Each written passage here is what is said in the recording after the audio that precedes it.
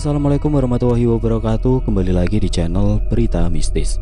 Untuk kisah kali ini masih melanjutkan dari kisah yang sebelumnya. Sebuah kisah dari tulisannya Restu Wiraatmaja.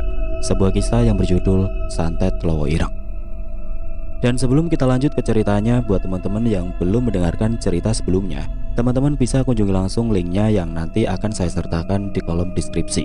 Dan sebelum kita lanjut ke ceritanya, tekan dulu tombol like video ini. Dan jangan lupa tekan juga tombol subscribe channel ini. Dan nyalakan juga lonceng notifikasinya agar tidak ketinggalan cerita-cerita lainnya dari channel ini.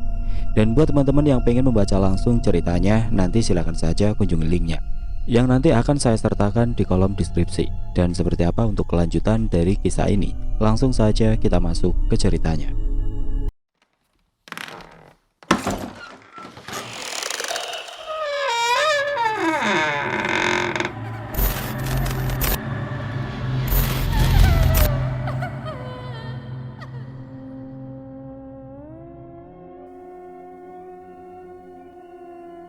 Jawa Tengah 1991. Hujan turun dengan deras. Kepergian Rangga menjadi pertanda akan hal yang mengerikan terhadap sesuatu yang tidak terlihat seperti serangan santet. Bu Tima masih mengusapkan nisan Rangga dengan kain yang dibawa olehnya.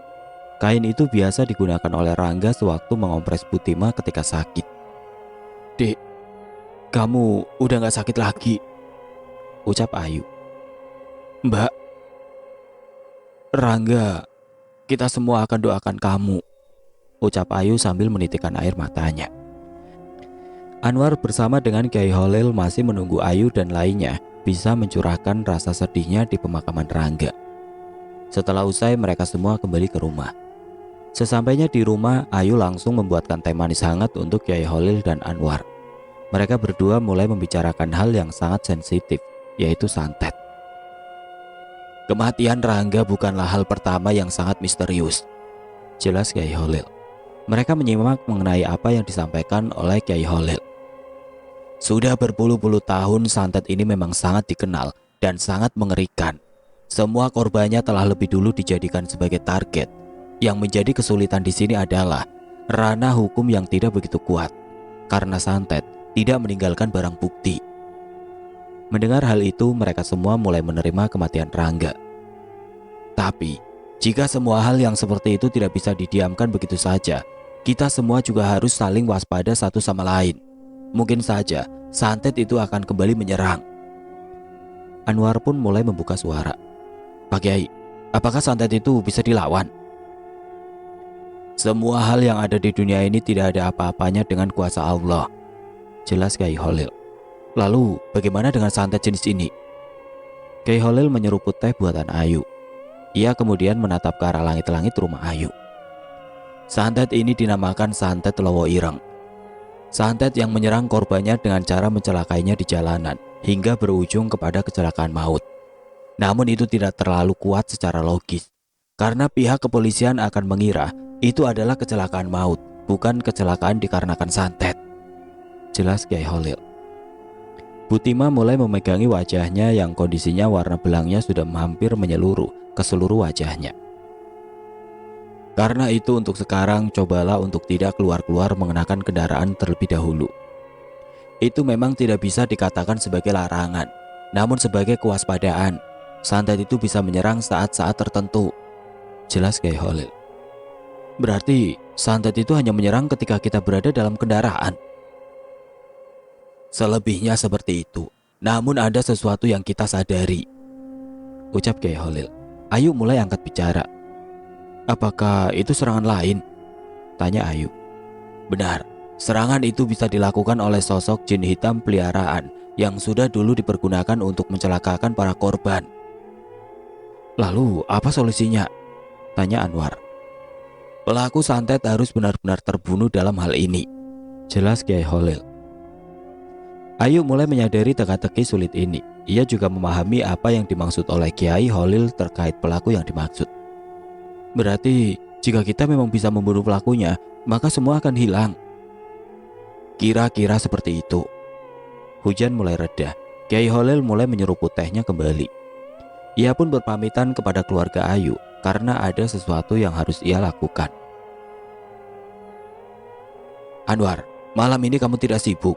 tanya Kiai Holil. "Tidak, Kiai. Malam ini ada sesuatu yang harus kamu ketahui," jelas Kiai Holil. Anwar menatap Ayu. Ia tidak tahu harus berbuat apa. Namun Ayu hanya menjawab dengan anggukan kepalanya. "Insya Allah, rumah ini sudah aku tanam pagar gaib, jadi serangan tidak akan bisa tembus." Mendengar jawaban Kiai Holil, Anwar menjadi lebih tenang.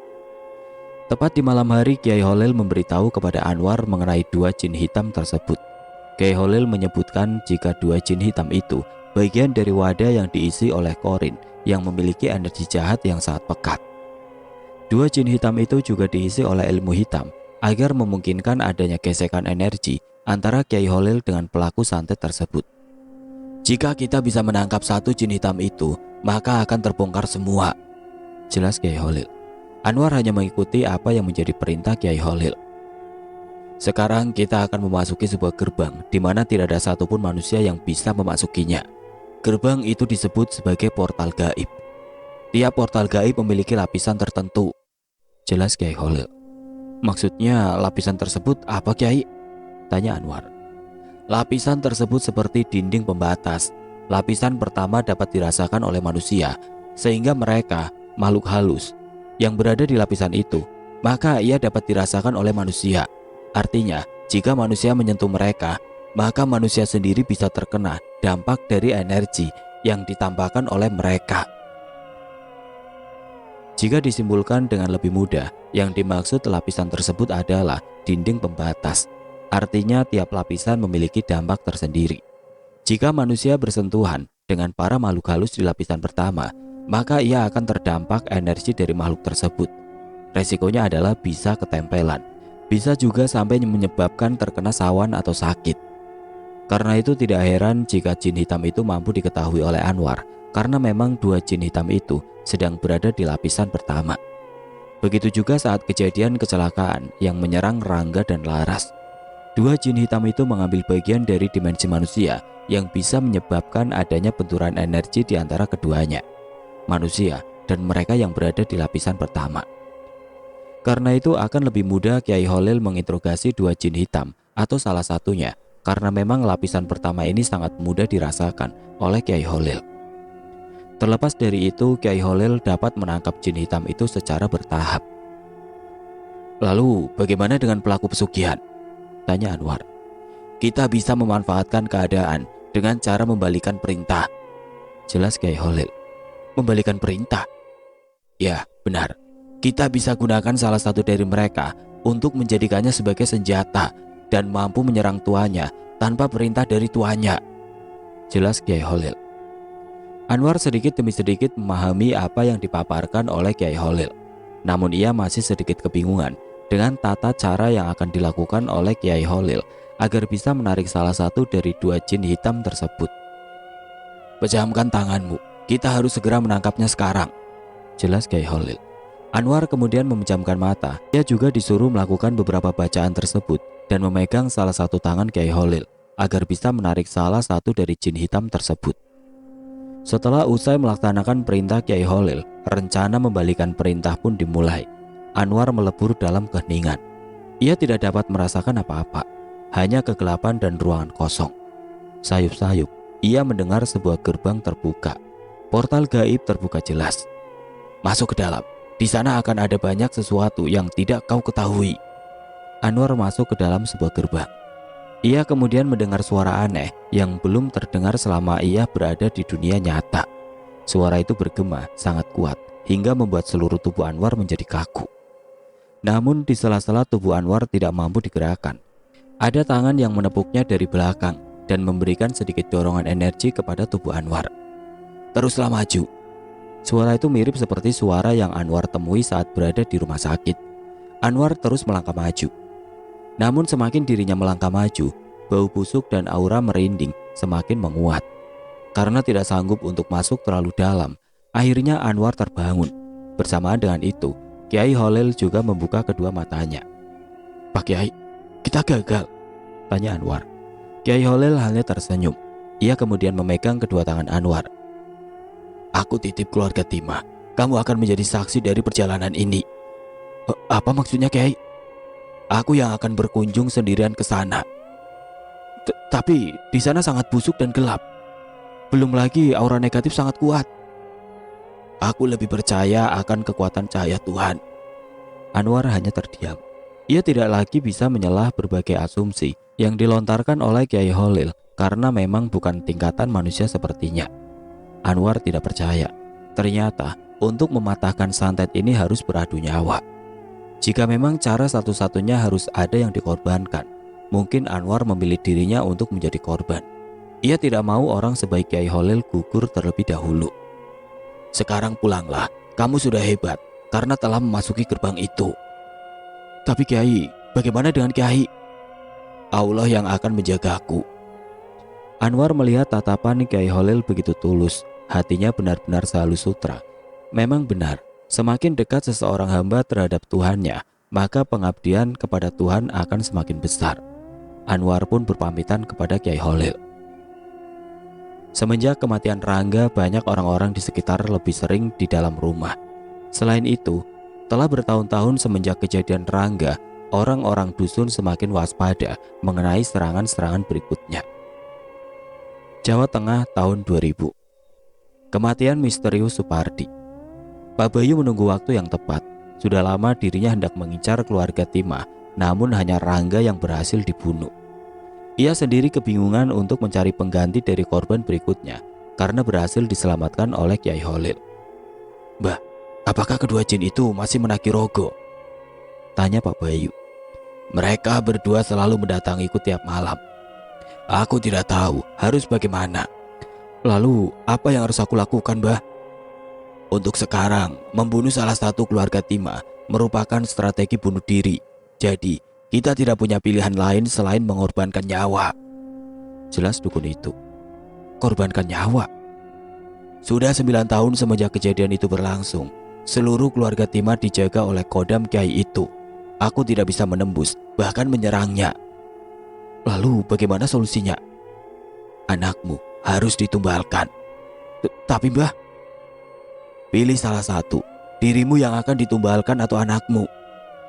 Pak Bayu tidak bisa menolak pilihan sulit itu. Ia hanya menyerahkan kedua tangannya untuk disegerakan melakukan ritual. Sat. Darah segar mengalir deras dari kedua telapak tangan Pak Bayu. Pak Bayu tidak memiliki pilihan lain selain menumbalkan anak semata wayangnya itu. Buatlah fitnah di esok hari, pemakaman anakmu, biar aku yang mengurus. Siap, Mbah. Pak Bayu pun langsung kembali ke rumahnya.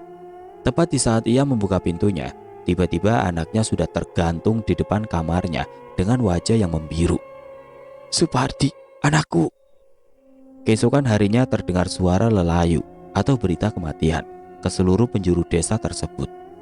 Suara itu sangat lantang dan terdengar ke berbagai tempat di sekitarnya. Supardi telah meninggal, teriak salah satu warga. Para warga yang mendengar berita kematian itu langsung terkejut. Pasalnya, Supardi tidak dalam keadaan sakit. Bahkan dirinya sendiri jarang keluar rumah. Loh Pak, yang benar? Tanya salah satu warga. Iya Pak, meninggalnya misterius. Wajahnya lebam semua seperti diajar massa. Berita kematian Supardi benar-benar menggegerkan dusun tersebut. Banyak orang yang bertanya-tanya bahkan menjuliti kematian dari Supardi sendiri. Dengar-dengar kematian Supardi karena ditumbalkan oleh bapaknya. Ah, yang benar Bu, jangan bikin fitnah. Kan bapaknya bekerja sama dengan dukun. Atau jangan-jangan dia kena santet. Kena santet? Kan Pak Bayu pernah menyantet orang. Siapa tahu keluarga yang disantet tidak terima. Berbagai asumsi terus mengalir ke ranah masyarakat. Banyak orang yang benar-benar tidak paham akan kematian misterius yang dialami oleh Supardi. Sementara itu rumah Bu Tima langsung didatangi oleh Pak Bayu. Tima, keluar kamu. Di mana Kiai brengsek itu? Kedatangan Pak Bayu membuat geger para warga. Terlebih lagi Pak Bayu tidak langsung mengurus jasad anaknya. Akan tetapi ia benar-benar ingin meluapkan segala amarahnya kepada Bu Tima oleh sebab kematian anaknya yang sangat misterius itu. Tima, keluar. Di mana Kiai itu bersembunyi? Bu Tima dan juga kedua anaknya yaitu Ayu dan juga Laras keluar dari rumah. Mereka bertiga langsung melihat wajah Pak Bayu dengan tatapan yang sangat mengerikan. Di mana kiai itu? Tanya Pak Bayu sambil mencekik leher Butima. Pak, lepasin ibu. Para warga langsung berbondong-bondong menghentikan kelakuan Pak Bayu yang hendak mencelakai Butima. Pak, lepasin. Di mana kiai itu? Ayu dan Laras berusaha menghentikan tangan Pak Bayu yang besar itu. Nafas Butima sudah semakin menurun. Para warga langsung memukuli Pak Bayu dari belakang. Bayu, istighfar. Butima bisa mati. Aku gak peduli. Orang ini yang telah membunuh anakku. Istighfar Bayu, teriak salah satu warga. Pak Bayu pun melepaskan tangannya secara paksa. Ia langsung dicekal oleh banyak orang agar tidak bisa menyerang Butima lagi. Bu, ibu gak apa-apa. Ibu gak apa-apa, Nduk. Butima pun menatap wajah Pak Bayu. Ia lalu mendekat secara perlahan ke arah Pak Bayu. Bayu, anakku baru saja meninggal, ucap Butima. Itu bukan urusanku. Kamu adalah pembunuh. Kamu yang menyantet anakku kan? Teriak Butima. Pak Bayu menampakkan wajah ketakutan. Para warga mulai memandangi Pak Bayu dengan tatapan yang tidak biasa. Salah satu warga ada yang menanyakan mengenai kematian Rangga.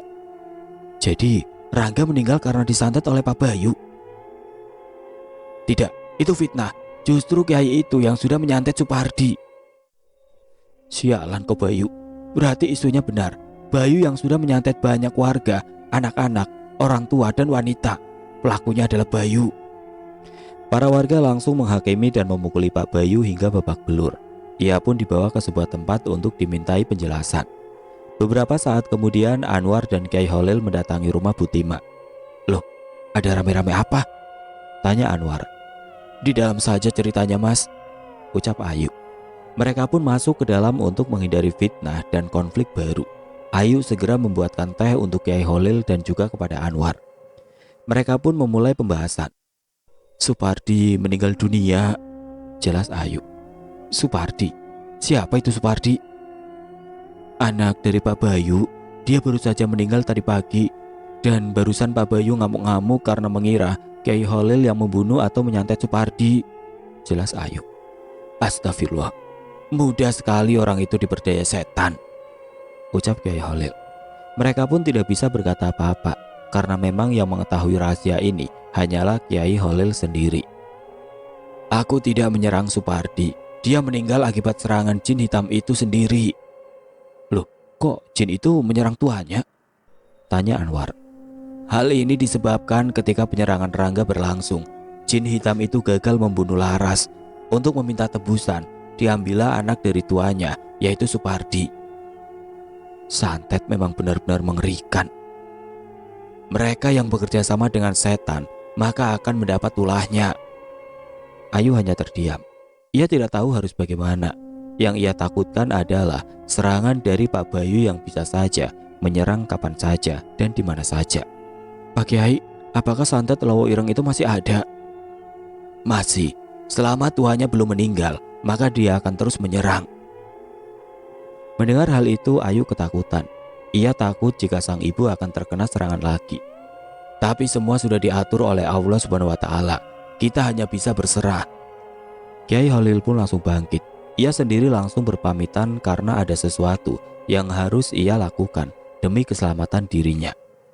Pak Bayu masih belum menyerah. Dirinya masih memiliki ambisi untuk menghabisi Kiai Holil. Targetnya terus berubah semenjak kedatangan Kiai Holil dan juga Anwar. Setelah dirinya diamuk warga, ia terus melancarkan ambisinya. Sisa-sisa tenaganya dia gunakan untuk pergi ke dukun itu lagi. Dengan wajah yang sudah babak belur, tubuhnya tidak seimbang dan langkah kaki yang sedikit pincang, Pak Bayu memaksa seluruh tenaganya untuk tiba di rumah dukun itu. Ia ingin serahkan seluruh raganya hanya untuk membunuh Kiai Holil. Kiai Holil sendiri telah menyelamatkan Laras, sehingga dalam perjanjiannya harus ada satu tumbal lagi dan anak dari Pak Bayu lah yang dijadikan tumbal atas santet itu. Semenjak saat itulah Pak Bayu benar-benar ingin membunuh Kiai Holil. Sesampainya di rumah dukun tersebut, Pak Bayu langsung mengetuk pintu. Mbah, buka pintunya. Salah seorang pria berusia lanjut keluar dari dalam rumah dan melihat keadaan Pak Bayu yang sudah babak belur. Kenapa dengan wajahmu? Aku dihakimi warga, Mbah. Pria berusia lanjut yang diketahui dukun tersebut adalah orang yang telah membunuh Rangga. "Masuk." Pak Bayu memaksa tubuhnya untuk masuk ke dalam rumah. Di dalam rumah dukun itu telah menyiapkan segalanya. Ada ayam cemani yang sudah disembeli, asap kemenyan yang mengepul serta kembang-kembangan. "Malam ini kita akan menyerang lagi. Jika kalah, maka nyawamu yang akan jadi taruhannya." Mendengar kalimat itu, Pak Bayu hanya bisa pasrah. Pasalnya ia tidak memiliki siapa-siapa lagi. Anaknya Supardi telah meninggal dunia. Karena itu, jika memang dia tidak mendapatkan kebahagiaan di dunia, yang dia inginkan adalah kehancuran orang-orang yang ada di sekitar tempatnya. Pak Bayu langsung menyerahkan kedua tangannya yang baru beberapa hari telah kering. Namun karena akan dijadikan sebagai taruhan, Pak Bayu memberanikan dirinya untuk membunuh Kiai Holil walau nyawa sebagai taruhannya. "Jika gagal, kita berdua akan mati. Tapi tenang saja, aku telah memperkuat semua pasukanku untuk menyerang Kiai itu. Jadi jangan khawatir, kita akan menang." Seret. Darah segar membasahi lantai. Ritual penyerangan pun sudah dimulai. Malam harinya Kiai Holil sedang berada di tempat sholat. Kondisi rumahnya tiba-tiba panas. Kiai Holil membuka matanya sejenak. Ia merasakan ada banyak energi jahat yang mendatangi rumahnya. Rupanya Kiai Holil akan mendapat serangan yang amat besar. Secara perlahan Kiai Holil mendengar suara gemuruh besar yang ada di hadapan rumahnya. "La haula wala quwata illa billah." Tiba-tiba ada sebuah ledakan besar yang menyerang depan halaman rumahnya. Kiai Holil tetap melafalkan kalimat yang sama. Rumahnya tiba-tiba bergoyang kencang, seperti ada sebuah gempa yang akan meruntuhkan rumahnya. Namun Kiai Holil terus melafalkan kalimat yang sama. Teriakan kencang dari dua jin hitam itu terdengar di telinga Kiai Holil. Hembusan angin langsung menerobos ke dalam dan menghancurkan pertahanan Kiai Holil. Kiai Holil langsung terlempar beberapa meter dari tempatnya. Mulutnya mengeluarkan darah. Namun tangannya masih memilin-milin tasbih sembari mengucapkan, "La haula wala quwata illa billah."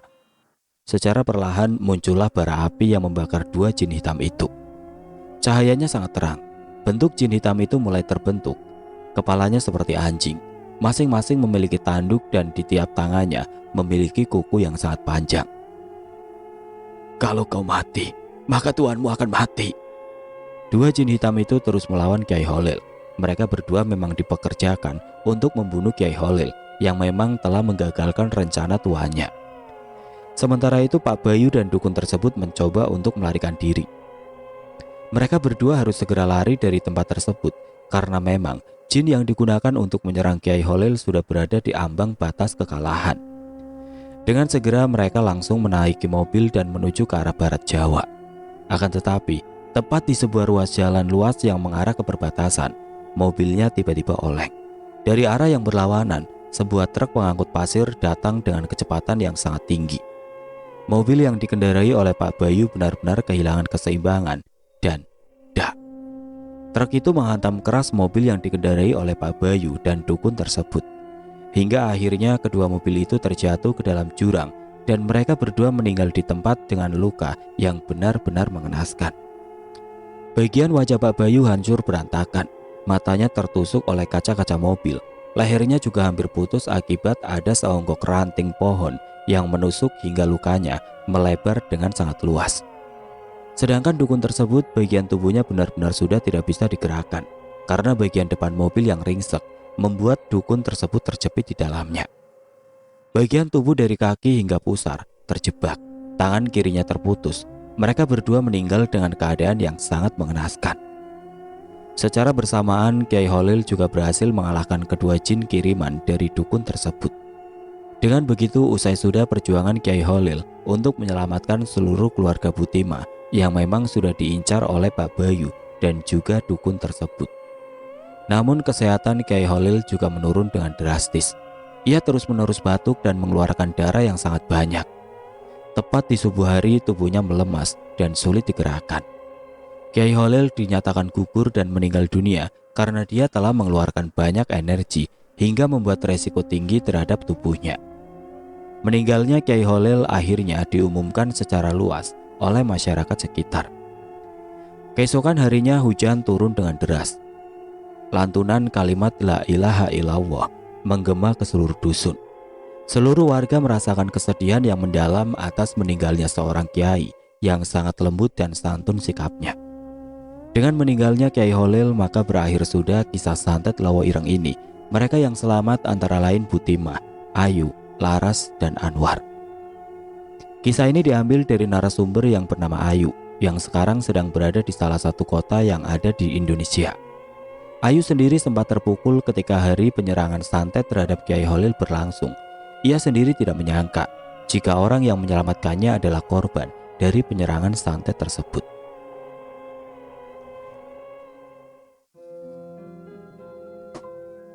Oke teman-teman, sekian untuk kisah kali ini. Semoga apa yang sudah saya sampaikan dalam kisah ini dapat dijadikan pembelajaran untuk kita semua. Dan buat teman-teman yang baru bergabung, jangan lupa untuk like, komen, share, serta subscribe channel ini. Dan nantikan kisah-kisah horor berikutnya tetap di channel Berita Mistis. Wassalamualaikum warahmatullahi wabarakatuh.